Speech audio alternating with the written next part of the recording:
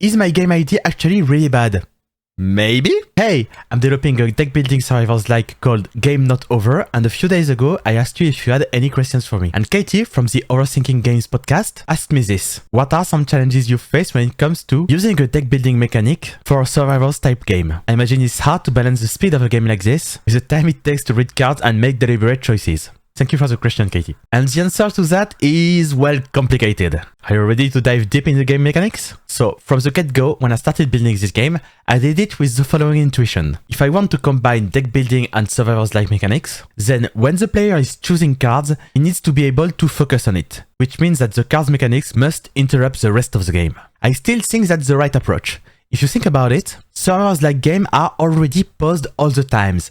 When you get upgrades, when you get weapons, when you get chests. Well, here, the choices you make are using your cards. So when you choose cards, time is stopped. And you have all the time you need to consider your actions, and it does not interfere with the action part of the game. What I have hesitated a long time on, however, is the way cards are drawn. First, I wanted cards to be drawn when you kill enough enemies, but I realized that I would be only rewarding players who are already winning, which means they are already getting good enough cards. Meanwhile, players who are already losing cannot get more cards, so they're stuck with no hope of coming back. And the game is no fun. So what I've ended up doing recently, and that I like quite a lot, is that I have actually recreated the classic system you see in games like Slay the Spire or Monster Train, by which I mean that the game is structured into turns. Each turn, you get a new hand of cards and energy points that allow you to use these cards. Then once your turn is over, all those cards are discarded and you get a new hand. The change here, however, is that the turn is a unit of real time. I'm thinking 30 seconds for now. By adding a familiar structure into a mix of genres, which is honestly quite odd, I'm hoping players won't be too lost when discovering the game and that they will be able to understand its logic. Finally, one of the challenges I'm facing, and which is honestly my biggest problem right now,